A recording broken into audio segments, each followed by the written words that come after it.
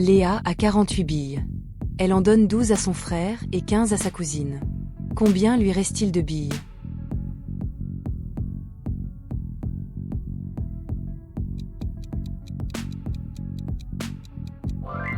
On commence par additionner les billes données. 12 plus 15 égale 27. Ensuite, on soustrait ce nombre du total. 48 moins 27 égale 21 billes.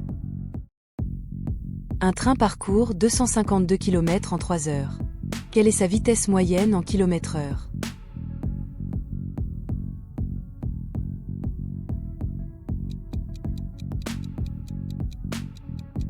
Distance parcourue, 252 km.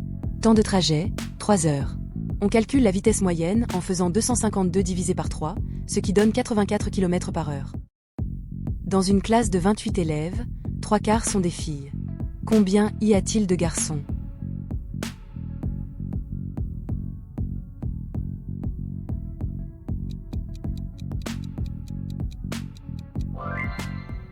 On calcule 3/4 de 28. 28 divisé par 4 égale 7, 7 multiplié par 3 égale 21 filles. Il reste donc 7 garçons.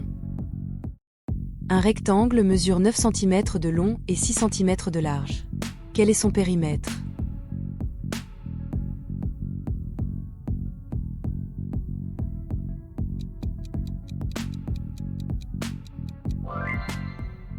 Pour trouver son périmètre, on calcule 2 fois la somme de la longueur et de la largeur. 9 plus 6 égale 15. 2 fois 15 égale 30 cm. Pour une recette, il faut 0,72 litres de lait. Si Paul a une bouteille d'1 litre, combien lui restera-t-il après usage?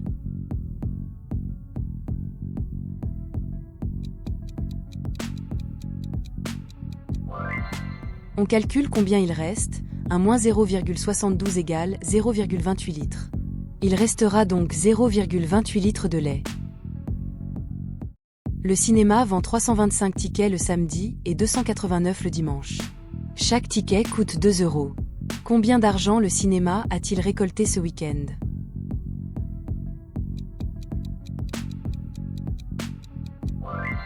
« 325 fois 2 égale 650 et 289 fois 2 égale 578. Au total, le cinéma a récolté 1228 €. Un vélo coûte 185 €. S'il est soldé à moins 20%, quel est son nouveau prix? «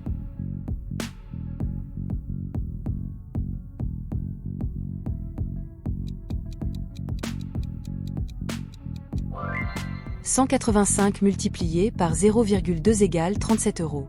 On soustrait cette réduction, 185 moins 37 égale 148 €. Dans une boîte, il y a 120 bonbons. Un cinquième sont au citron. Combien de bonbons au citron y a-t-il?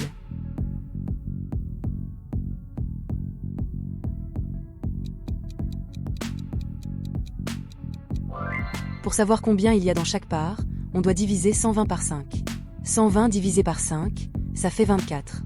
Donc, 1/5 de 120, c'est 24 bonbons au citron. Le volume d'un cube est de 125 cm3. Quelle est la longueur d'une arête?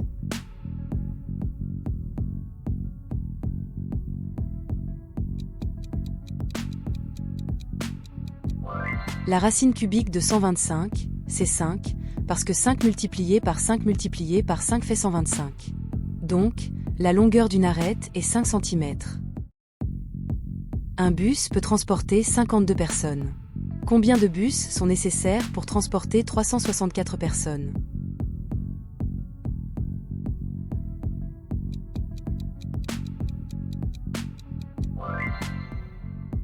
On va diviser 364 par 52, ça fait 7. Donc, il faudra 7 bus pour transporter tout le monde. Julie lit 45 pages par jour. Combien de jours lui faudra-t-il pour lire un livre de 315 pages?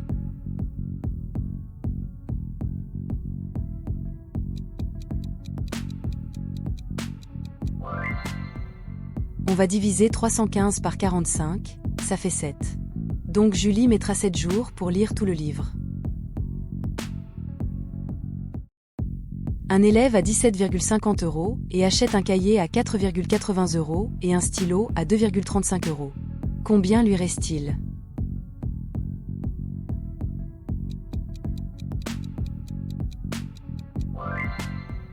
Total des achats, 4,80 plus 2,35 égale 7,15. Montant restant, 17,57,15 égale 10,35 euros. Une voiture consomme 6 litres d'essence pour 100 km. Combien consommera-t-elle pour 260 km?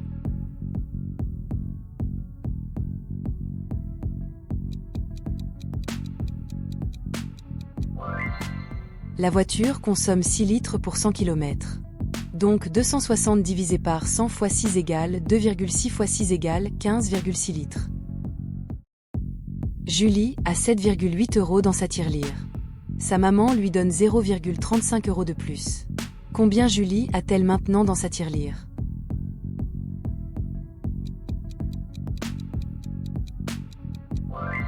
On aligne les chiffres selon leur position. Les unités sous les unités, les dixièmes sous les dixièmes, les centièmes sous les centièmes, et ainsi de suite. Un terrain mesure 35 mètres de long et 20 mètres de large. Quelle est sa surface?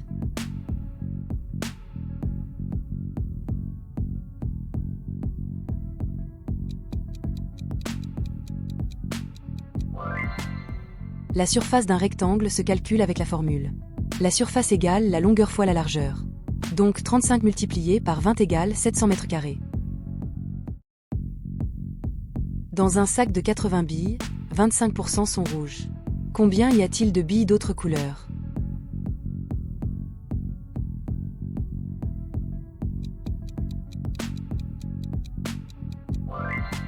Total de billes égale 80. Billes rouges égale 25% de 80 égale 20. Billes d'autres couleurs égale 80 moins 20 égale 60. Parmi les nombres 2256, 482, 731, 1024. Lequel est un multiple de 3?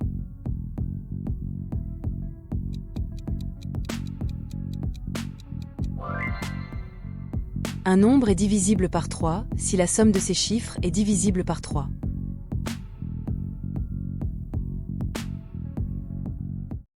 En janvier, la température était de moins 5 degrés Celsius.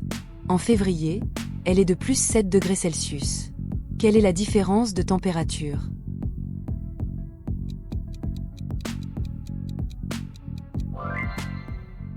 La différence de température se calcule en faisant 7 moins 5, ce qui fait 7 plus 5, donc 12 degrés Celsius.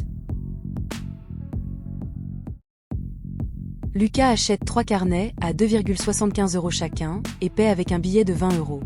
Quelle monnaie on lui rend?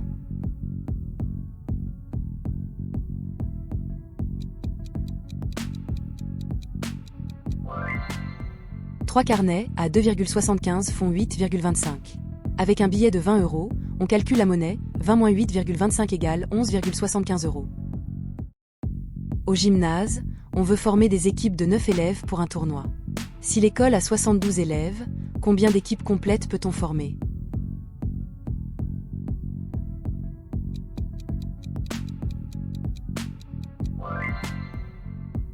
Pour savoir combien d'équipes complètes qu'on peut former, on divise 72 par 9, ce qui fait 8.